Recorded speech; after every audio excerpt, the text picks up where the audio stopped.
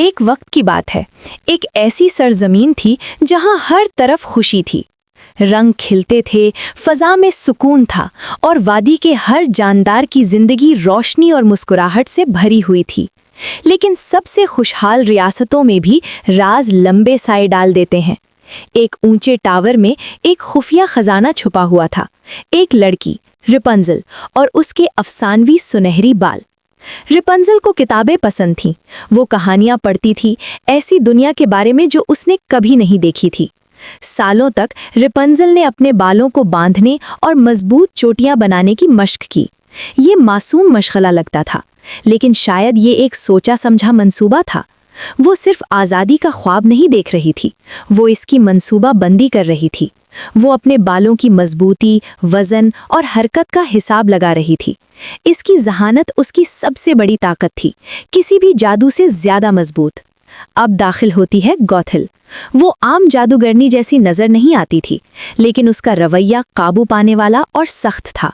हर बार उसकी आमद एक जैसी होती। रिपंजल रिपंजल, अपने बाल नीचे लटकाओ। रिपंजल हुक्म मानती, मगर उसकी नजरें बाहर के मंजर पर नहीं बल्कि अपने फरार के सामान पर होती। गौथल मुतमईन थी। उसे यकीन था कि रिपंजल अपने सुनहरी पिंजरे में खुश है।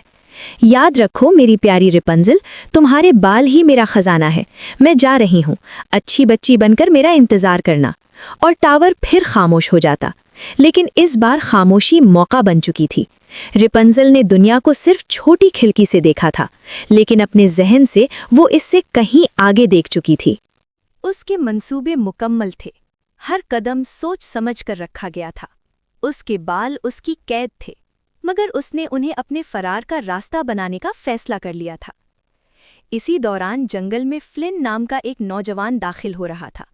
खुद को हीरो समझता था, मगर हकीकत में थोड़ा अनाड़ी था। मैं 7 रियासतों में कहाँ हूँ? अरे, वो टावर है। फ्लिन को चढ़ना नहीं आता था, लेकिन जब उसने सुनहरी बाल लटकते देखे तो बोला, शायद ऊपर जाने का शॉर्टकट मिल गया। रिपंजल तेजी से हरकत में आई। फ्लिन को अंदाजा भी नहीं था कि वो एक ज़हीन लड़की के जाल में आ रहा है। जैसे ही वो ऊपर पहुंचा, रिपंजल ने उसे काबू में कर लिया। तुम कौन हो और मुझे कैसे ढूंढा? सच बताओ। फ्लिन घबरा गया। मैं सिर्फ छिपने आया था। रिपंजल ने फौरन फैसला कर लिया। तुम मेरी मदद करोगे, मुझे बाहर की दुनिया देखनी है। तुम मेरे रहनुमा बनोगे। फ्लिन ने हल्के, अगर तुमने मदद ना की तो गोथल तुम्हें जिंदा नहीं छोड़ेगी। यही तुम्हारी फीस है। वक्त कम था। दोनों टावर से नीचे उतरे। पहली बार रिपंजल के कदमों ने घास को छुआ। वो रुकी नहीं, मगर गोथल को शक हो गया था। वो वापस लौट रही थी। जंगल में पीछा शुरू हो गया। रिपंजल ने अपनी जहानत इस्तेमाल की। उसने रास्ते में एक चाल चली जिससे गोथल कुछ देर के लिए उलझ गई। मैं तुम्हें ढूंढ लूंगी रिपंजल। वो चट्टान के किनारे पहुंचे। फ्लिन घबरा गया।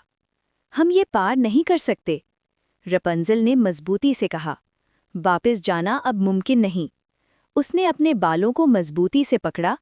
फ्लिन, मजबूती से पकड़ो, हम तेज रास्ता ले रहे हैं। और वो दोनों छलांग लगाकर सुनहरे बालों के झूले से आज़ादी की तरफ उड़ गए।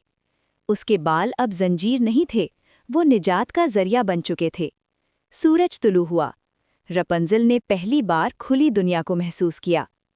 अब असल जिंदगी शुरू होती है।